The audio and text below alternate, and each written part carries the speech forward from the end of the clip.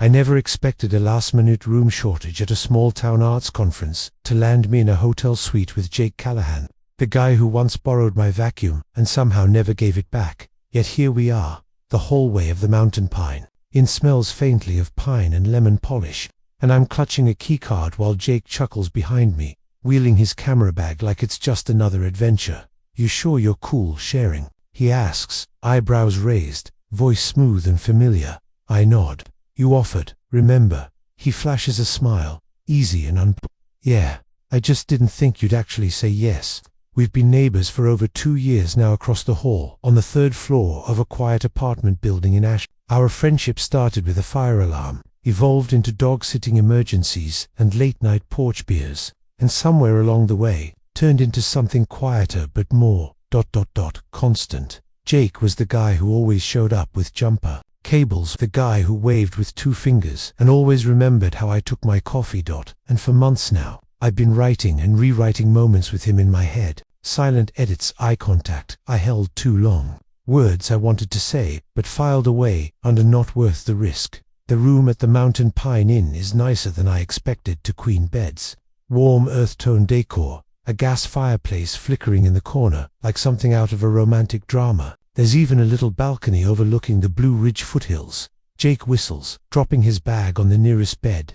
"Look at this place. Damn, we should have come here just to chill." I laugh lightly, trying not to think about how domestic it feels, the 2 of us in a shared space, toothbrushes in the same bathroom, socks probably ending up mixed in the laundry bag. "It's for the arts and culture," I remind him, holding up my press badge. "Not exactly a vacation." He tosses me a bottle of water from the minibar. "Come on, Nate. Culture is vacation, especially in a place with that view." He gestures toward the balcony, where fog is starting to climb up from the trees. I step closer to the window, watching headlights flicker far below on the winding road. My reflection stares back at me, tired and thoughtful. He joins me at the glass, his arm brushing mine. The touch is brief, but sends something buzzing under my skin. Jake always does that, gets too close, speaks too softly, smiles like he doesn't know the effect he has. Or maybe he does. I've never been brave enough to ask. "You okay?" he asks, voice low. "Yeah, just ... Wasn't expecting the day to end like this." He bumps his shoulder against mine. "You and me both, man." But hay beats crashing on a stranger's couch. I glance over at him. Jake's wearing his usual hoodie and jeans combo, his brown hair messy from the wind, a little stubble shadowing his jaw. He smells like cedar soap and something clean and sharp, like eucalyptus. The air between us stretches thin. I clear my throat. "You want one bed, or should I take the other?" He grins. "Relax, Reynolds. I don't snore." That wasn't the question.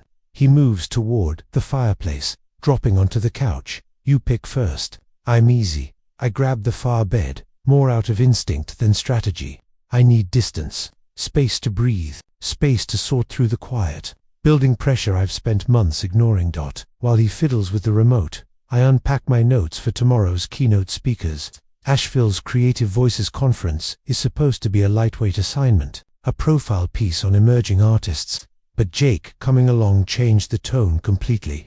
He offered to split the hotel cost last minute when I complained in the hallway, said he could use new photo content for his gallery's website. I said yes to fast. Now I'm sitting here pretending my pulse isn't jumping every time he shifts on the couch, every time his foot taps the hardwood, every time I catch him glancing at me from across the room. "You know," he says after a pause, "this kind of feels like those indie movies where 2 guys share a hotel room and everything starts to shift." My heart stumbles. I look up, trying to laugh. "What, like Brokeback Blue Ridge?" He grins but doesn't answer, just lifts his camera, aims it at me without warning, and clicks. "Caught you." "What?" "Hey." I shield my face.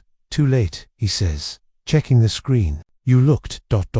honest for a second." "Delete it." "Nope." He sets the camera down. Might be my favorite shot of the weekend. I turn toward the fireplace, unsure if he knows just how dangerous it is to say things like that. Unsure how much longer I can pretend I don't want him to mean it, because something is shifting, and for the first time in months, I'm not sure I want to stop it.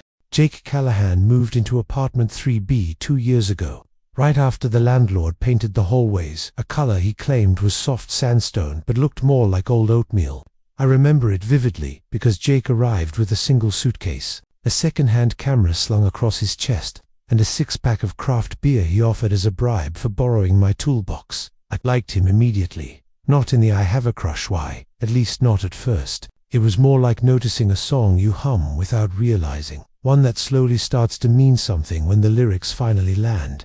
We became hallway friends first, the kind who nod in passing and make jokes about the broken elevator or the mail that always ends up in the wrong box. Then came the real conversations, those late-night, barefoot talks on the shared front porch when neither of us could sleep. He'd sip his whiskey straight from the bottle, and I'd bring out my cheap, instant coffee. Somewhere between insomnia and silence, we started opening up. He told me about dropping out of architecture school to pursue photography. I told him about the burnout that made me quit my salaried writing job and go freelance. I think you like being your own boss, he once said, swirling his drink. You just don't know how to admit it. Only when my boss lets me nap at 3 in the afternoon, I'd replied. Since then, we've shared dozens of little rituals. I always lend him my printer when he's too lazy to go to the library. He brings me breakfast burritos when I'm on deadline. We play this game where we rate each other's groceries after Sunday shopping. Jake always buys something unnecessary and insists it's for creativity. Once, I found him on his knees in the hallway, whispering to a carton of ice cream like it was a dying plant. It needs emotional support, he said without shame. I haven't let him live it down. And then there are the small, more telling moments like the time my dad called unexpectedly, something he rarely does. I had just stepped outside to get reception, and Jake must have heard something in my voice when I came back in. He didn't ask questions, just tossed me the TV remote, ordered Thai food, and let me pick a terrible movie without a single comment. That night, he fell asleep with his head on the opposite side of the couch, but I remember watching the rise and fall of his chest, the soft curve of his wrist dangling off the cushion, and thinking, this isn't just friendship anymore, at least not for me. But I buried that thought, like I always did. Now, in this Asheville hotel room, with the conference badge hanging limply around my neck and his backpack spilling camera gear across the floor, the boundary feels thinner, more fragile. We spend the afternoon walking downtown. After the opening panel, the streets are lined with art vendors, open-air jazz, and bookstores tucked between cafes.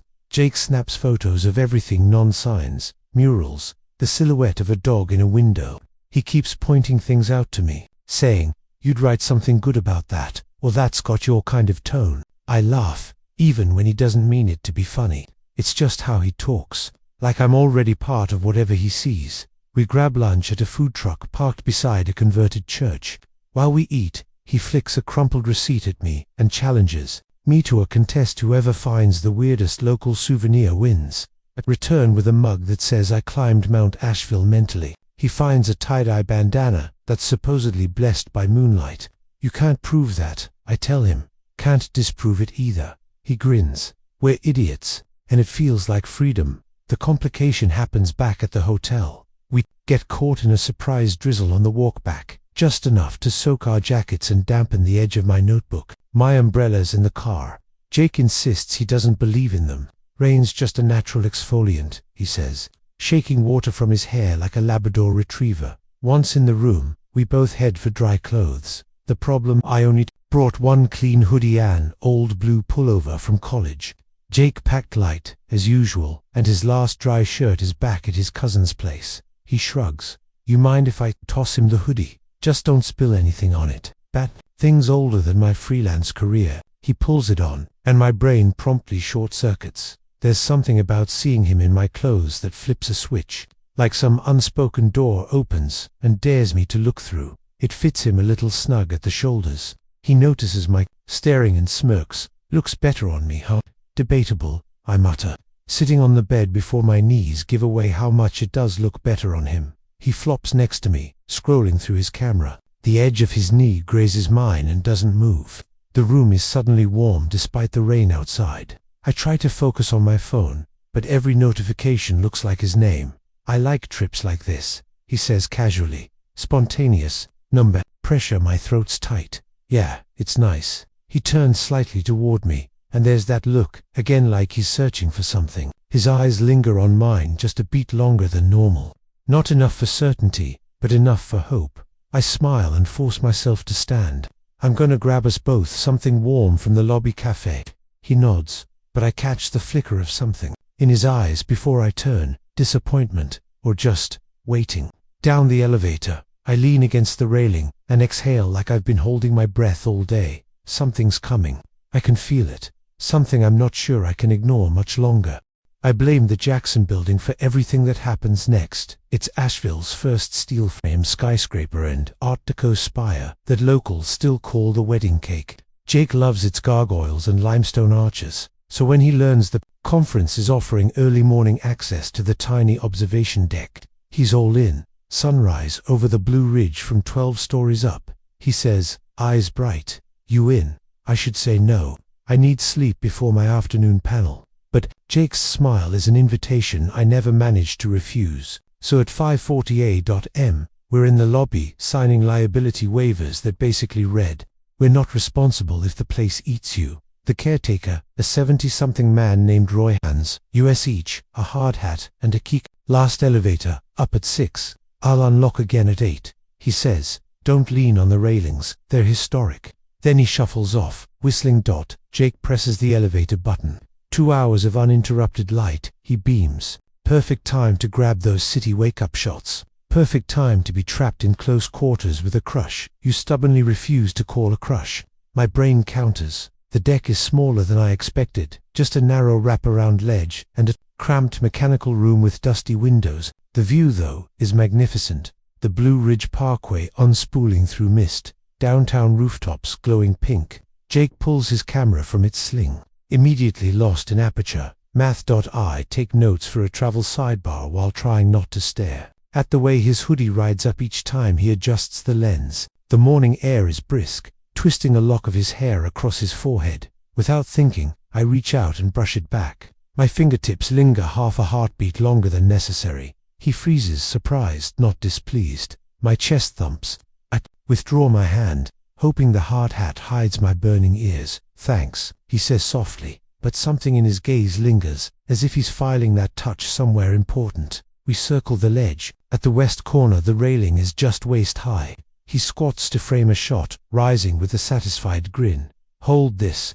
He hands me the camera so casually it feels intimate, like sharing a toothbrush. While he changes lenses, his knee nudges mine. The contact sets off sparks that traveled the length of my spine. You're shivering, he notes. Cold metal floor. I lie. He straightens, steps closer. We can duck into the mechanical room if you want. We do. The space is barely big enough for 2 adults. A single bulb flickers overhead, illuminating dust motes like tiny fireflies. The air smells of machine oil and old wood. Jake props the door open with his backpack, sets the camera on a narrow sill, and scrolls through shots. You okay? He asks, without looking up. Fine. My voice is steady. My pulse is not. He chuckles. You've got that reporter face like. Something important is simmering. I open my mouth to deflect, but the mechanical door swings shut with a decisive clunk. Jake reaches for his backpack wedge, but it's already inside with us. He tries the knob. Well, that's locked. Roy comes back at 8, I remind him. My watch reads 6:12. Hour and a half scare. He laughs wryly. Guess we test our small talk stamina. But it isn't small talk I'm worried about. It's the heavy, unspoken thing vibrating between us in this tight box of steel and echoes. Jake sits on a crate and pats the space beside him. I oblige, knees knocking, our hard hats tipping together with a comedic bop. We laugh, a little too loud, then fall into hush. The room hums with ancient machinery and something warmer. He takes off his hat, runs a hand through his hair. You're tense, claustrophobic maybe. Or, he says, voice dipping, just tired of pretending nothing's there. The sentence lands like a flashbulb. My stomach lurches. I look at him, really look. The earnest set of his mouth, the question in his eyes. My instinct is to joke, detour, but the walls feel like truth serum glass. I swallow. Jake, if I say what I think you're pointing at, I can't unsay it. I'm not asking you to, he murmurs. Silence stretches. He reaches gingerly, palm up, resting his fingers near mine, on the crate, not touching, but close enough that one tremor could close the gap. My breath hitches. I stare at that inch of space. My mind races through every Sunday grocery joke, every porch conversation, every borrowed hoodie, they all funnel to this moment, begging for either courage or retreat. I flex my fingers, let them drift until they brush his. His inhale is sharp but soft. Our fingertips curl like magnets, finding North Dot, still touching just barely. He says, "Remember your first freelance article? The one about the antique typewriter collector?" I laugh, shakily, inky hands for days. "You wrote that collectors fall in love with broken things because fixing them feels like hope." He turns his hand, interlacing our fingers. That line stuck with me. "You're right, like you're hiding your own hope." I meet his eyes, heart roaring loud enough to drown the gears. Maybe I was. His thumb strokes mine. "You don't have to anymore." Every cell in my body leans forward, but fear tugs hard. Fear of losing the easy Sunday grocery runs, the quiet porch nights. Fear that this leap will break the landing. The tension stretches so taut it nearly cracks. Then Jake eases it without breaking eye contact. He lifts our joined hands and presses a tentative kiss to my knuckles. It's featherlight, but it sings all the way to my throat. "Too much," he whispers. "Not enough," I confess. Voice barely sound. He exhales a shaky laugh, for leaf, surprise, and shifts closer, knees pressing outside mine. His free hand hovers at my jaw, waiting. I tilt forward a fraction, granting permission. Before lips meet, footsteps echo on metal stairs outside. We jolt apart, hearts pounding. The knob rattles. Roy's gravelly voice carries through. "You boys up here." Elevator quit. Early figured I'd check. Jake stands, answering wide door. Stuck. Keys jingle. The lock clicks. The door swings open. Morning sun spilling in. Roy eyes ooze flushed, sweating in the chilly air and grins like he's read the entire script. "Observation deck does that," he says. "Gets folks real cozy." We mumble thanks and step into the open air, lungs gulping freedom. But the spell isn't broken, it's merely paused. Jake slings his backpack, nudges my shoulder. "Breakfast. I owe you a story." I manage a nod. My hand still tingles where his lips brushed as we descend the narrow stairwell. He walks behind me, fingers grazing the small of my back whenever the steps narrow, guiding me. Each casual touch reignites the charge, and every cautious glance over my shoulder meets his soft grin. Silent promise that the conversation isn't over. On the ground floor, he waits until Roy's out of sight, then catches my wrist. "Tonight," he says, voice low but sure. "Rooftop terrace. After your panel, we finish what we started." My throat tightens, but I find my courage in the warmth of his grip. "I'll be there." I breathe. He releases me slowly, fingertips sliding away in a parting that feels like anticipation itself. As he heads toward the lobby doors, sunlight stripes across his shoulders like guiding lines, and I realize the fear is still there, but hope is suddenly louder. Something's coming, I think, echoing last night's elevator epiphany. Only this time I'm not edging away from it. I'm racing toward it, palms open, heart ready to take the shot. The rest of the day passes in half-heard conversations and blurry note-taking. My afternoon panel telling the heart of a city should feel like home turf, yet my voice keeps snagging on my throat. Whenever someone in the audience raises a camera, I think of Jake behind the lens, how his fingers felt lacing through mine inside that mechanical room. By 4 o'clock, the session winds down. Handshakes, business cards, perfunctory compliments. I fake a smile so long my cheeks ache, then slip outside and breathe mountain air that tastes faintly of pine sap and fresh brewed coffee. Across Pack Square, sunlight drops in long copper shafts between brick facades. Every shadow reminds me I have a deadline, one not listed in any program. 8 p.m. Rooftop terrace of the Mountain Pine Inn. I fill the time with busy work, drafting, leads in a cafe, half-editing photos. Jake texted me with cheerful captions, "Think you look dramatic enough." I jump whenever my phone buzzes, until the screen finally lights up at 7:47. "Jake, on the roof. You'll want a sweater." Me, on my way. "Jake, bring that killer lead of yours. We'll trade confessions for caffeine."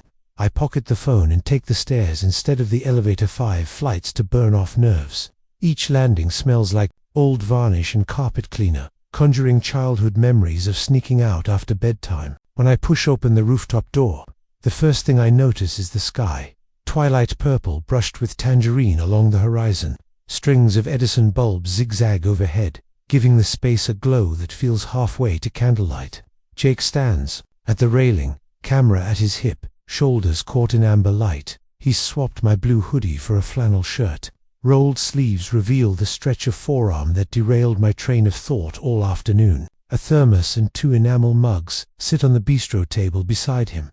He turns and smiles, nervous, hopeful, the mirror of my own expression. I wasn't sure what blend calms pre-confession panic, so I just brought Colombian. Any bean is brave with enough sugar, I reply, grateful my voice doesn't crack. We pour coffee, steam curling between us like a welcome curtain. I take the chair across from him. The small table leaves barely a foot between our knees, close enough to feel warmth radiate from him in the cooling air, close enough that backing out now would look ridiculous. I practiced what I want to say, he admits, fiddling with the mug handle, but every version sounded like a bad Hallmark movie. My heart thumps. I rehearsed to pretty sure mine comes out like a regional weather report. Chance of awkward pauses, 90%. He huffs a laugh that sends relief skittering across the table. Then silence settles, weighty but not oppressive, like both of us know we reached the mouth of a tunnel and simply need to step in. Jake clears his throat. Remember last winter, when my heater died and I crashed on your couch for 2 nights? I nod. I remember every minute. His toes tucked under the blanket against my thigh, the snowy hush outside, the way he whispered thanks in the dark. First night, he continues, gazing into his coffee as if it shows reruns. You fell asleep, with your notes still open on the laptop. I shut the lid for you and saw the headline, "The Small Fires That Keep Us Warm." You were writing about community fridges, but I dunno. The phrase hit me. I stood there thinking, Nate is one of my small fires. It scared me stupid. I gripped the mug tighter to steady my hands. Scared because feelings complicate every easy thing. He finally meets my eyes. I'm a guy who moves from idea to idea. My parents joke I've never committed to anything longer than a photo series. But that night I realized I wanted to commit to something, someone without even knowing if it was possible. My heartbeat gallops, but I inhale slow. I felt it too, Jake. Maybe not that night exactly, but he shakes his head gently. I saw it earlier, the day you helped carry my broken dresser downstairs. We wedged it in the stairwell, couldn't budge an inch. You laughed instead of cursing, and suddenly, my panic evaporated. I remember thinking, this is what calm looks like, and then wondering what it would be like to wake up to that kind of calm every morning. My breath hitches. I was terrified you'd think I was weird for alphabetizing your tools. I thought it was adorable, he says, voice dropping and maybe a little sexy. Heat rushes under my collar. I look down, thumb flicking the mug rim. Gather courage the way I gather facts, one clear statement at a time. Jake, I want more porch talks, more grocery ratings, more of you accidentally adopting my hoodie. And I want it, knowing that someday your parents might ask questions, or my editor might notice I pitch only pieces that keep me near Ash. I swallow. I want it, even if it scares the hell out of me. The Edison bulbs hum above us. Jake's eyes glisten sparkling, not tearing. He sets his mug aside and slides his chair closer until our knees bump with no polite retreat. I want it too, he says, awe woven into each syllable. All of it, even the terrifying parts. Silence again so full it tilts the world. My pulse thuds so loud I think he must hear it. He lifts one hand, halts midway as if checking directions, then cups my cheek. Calloused fingers, camera off, yet careful. The touch unlocks something in my chest. You're flushed, he whispers, thumb brushing my cheekbone. Poor circulation, I joke, then immediately regret the deflection. I cover his hand with mine, pressing it firmer to my skin. No, it's you. A shaky exhale escapes him. He leans in, slowly giving me every second to change my mind. I don't. His eyes flick to my mouth, back to my eyes, seeking final permission. I nod once, so minuscule it's almost muscle memory. The first contact is feather soft, hesitant, our lips fitting like we're testing puzzle pieces. I breathe him in coffee, pine soap, faint cinnamon, and my world narrows too. That warmth. He pulls back an inch, resting his forehead against mine. Okay, he asks. I can't help the laugh, wet, breathy, giddy, better than the rehearsal. I chase his mouth this time, letting the kiss linger. It deepens in incremental beats, his hand sliding to my jaw, my fingers curling in the fabric of his flannel. The terrace fades until only us and the taste of possibility remain. When we part, we sit back but stay linked, knees pressed, hands intertwined atop his thigh. I feel lightheaded, but grounded, astonishingly both. Jake studies me, smiling like he's memorizing the way the bulbs reflect in my eyes. So, this is the part where we decide if we're about to make our apartment hallways really awkward or really awesome. I squeeze his fingers. I vote awesome. But let's set ground rules. No emergency vacuum borrowing after midnight. He grins, deal. And no alphabetizing my closets without notice. I make no promises. I tease, earning a soft chuckle that vibrates into our joined hands. Behind us the mountains fade into silhouette. The bulbs flicker brighter by contrast. Music drifts up faintly from a bar down the streets. Low acoustic guitar, impossible lyrics about first chances. Jake nods toward the railing. Dance to that. Up here, I ask, startled. Why not? No one's watching but the raccoons. He stands, tugging me to my feet, sliding arms around my waist, as if he's always known where they fit. I loop mine around his shoulders. We sway barely a dance, more a shared center of gravity. His cheek rests against my temple. His heartbeat drums under my palms. In the hush, I admit the most fragile truth. Part of me worried this would end. Part of me worried too. He steps back just enough to look in my eyes. Then I remembered, photographs get riskier when you run out of light. You either take the shot or lose it. I smile. So we took it. And we're still exposed, he says softly. There'll be noise, blurry days, awkward moments, but you edit, you refocus, you keep shooting. I press a kiss too. His jaw small, certain. That's the job description, journalist or photographer. He rests his forehead to mine again. Thank you for meeting me here on this roof, in this risk. Thank you for asking. A breeze nudges the string lights, making them sway like fireflies. Somewhere below, a car horn blares, a mundane reminder that the world keeps spinning, indifferent to our fragile, glowing moment. But that's fine. Our world feels newly expanded, bright with first light. Jake tightens his hold just as a chill nips the air. You really should have worn a sweater, he says. I laugh against his shoulder. Guess I'll just have to borrow your flannel. It looks better on you anyway. Debatable, I echo, stepping back with a grin. We gather the mugs, the thermos, the courage to leave. At the door he slips his hand into mine, again a gentle squeeze, a promise. We descend the stairs side by side.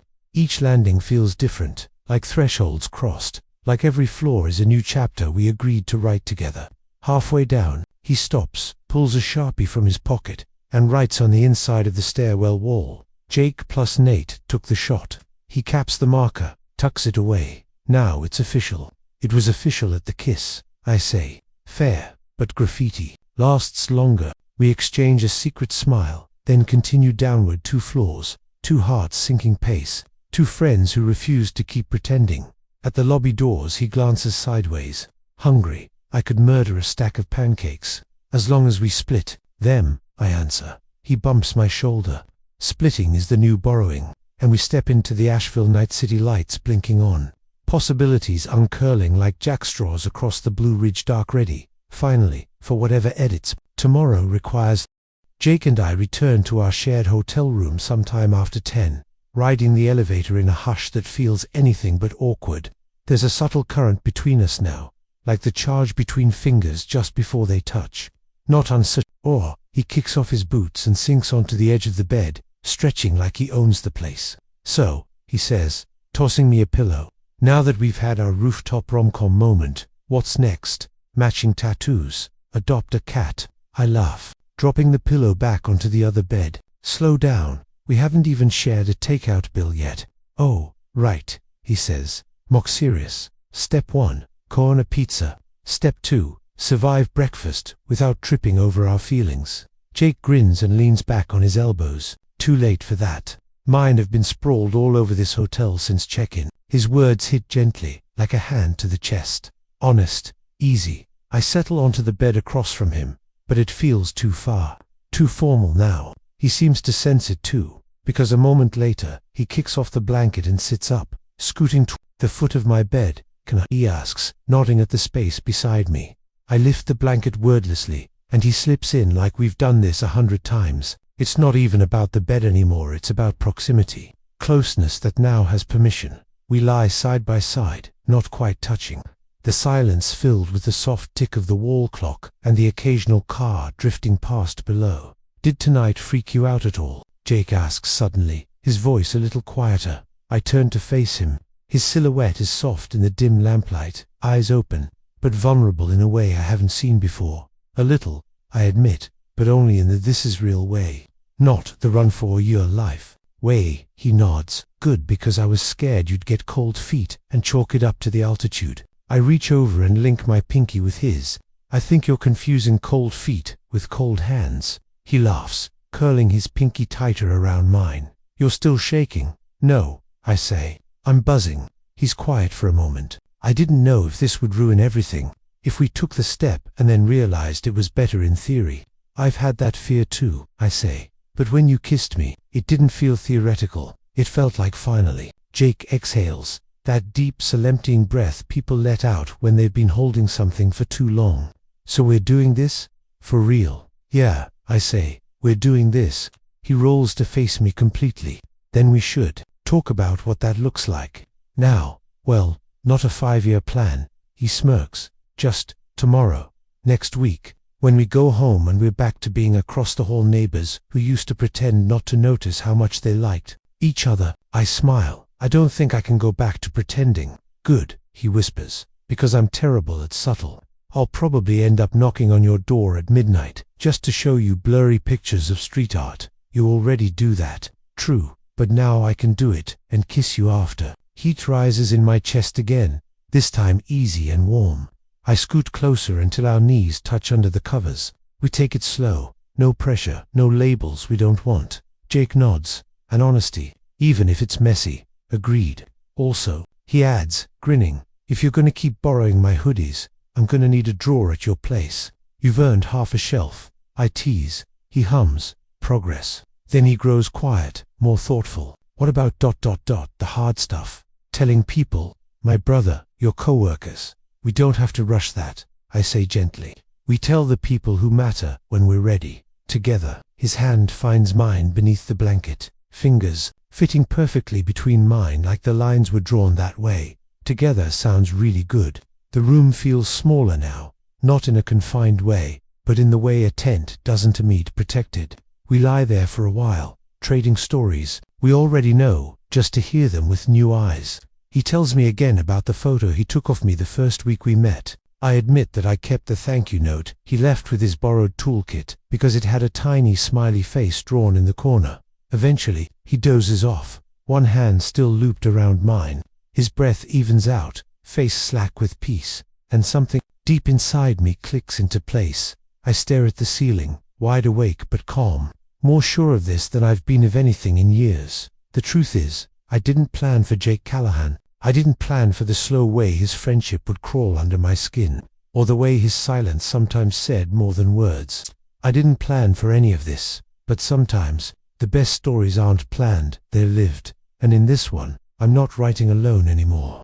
The next morning starts slow, the kind of morning that tastes like comfort and fresh beginnings. I wake before Jake. He's curled toward me, one arm thrown loosely over my waist, his face relaxed in a way I've never seen. It's all freckles, and soft lashes, and the faintest shadow of a smile. The sight roots me in the moment. It's real, all of it. Sunlight filters through the hotel curtains, casting a pale gold glow over the room.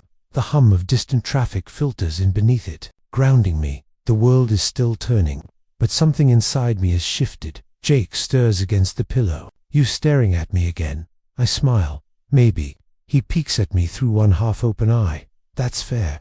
I stared at you through most of yesterday." We both laugh quietly. He props himself up on one elbow and yawns. "I dreamed we were still on the roof, only it was way higher, like space level, and the stars spelled out your name." "Wow," I say, amused. "That's some hallmark real dream symbolism." Jake shrugs. Romance has entered the chat. I sit up and rub the sleep from my eyes.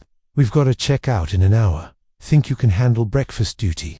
"Only if I can steal one of those hotel muffins and pretend it's a full meal." He stands, stretching shirt riding up, just enough to make my thoughts derail.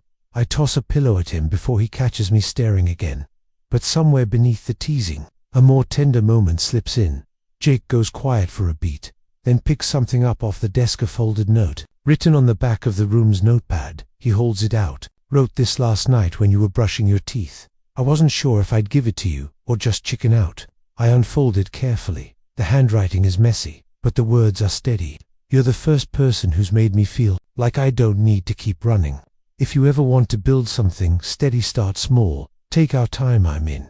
I read it twice, then a third time. My chest tightens in the best way. I glance up at him, and he's already watching, brows furrowed, like he's waiting for impact. He didn't have to write it down, I say softly, but I'm glad you did. He exhales. So ... you're in too. I fold the note and tuck it into my wallet. Yeah, I'm in. The look he gives me is quiet and wide-eyed, like he's trying not to smile too hard, but failing anyway. We check out together, bags slung over our shoulders, sleepy but content. As we wait for the elevator, I realize something's different, not in the way we look, but in the way we're standing. We're not angled slightly apart anymore, not performing. Space. Jake reaches down and laces his fingers with mine in the middle of the hallway, like it's the most natural thing in the world. When the elevator doors open, we step in, still holding hands. Outside, Asheville is bathed in warm light. Street musicians tune guitars on corners, vendors unpack crafts along the sidewalk. Life buzzes on, beautifully unaware. Jake pauses near a street cart, squinting up at the sign. Hand-stamped keychains, custom words, hang on, he says. He walks up, picks one of the blank tags, and writes something down on the form. I watch him talk to the vendor, animated, a little sheepish. A few minutes later, the vendor hands over the tiny metal tag. Jake holds it out to me. It reads, "Took the shot." He shrugs. I figured, ... we both did. I run my thumb across the letters, the cool metal warming slowly in my palm. It's perfect. I thought we could hang it on something, or pass it back and forth like a talisman whenever we need the reminder. We could keep it by the coffee pot, I offer.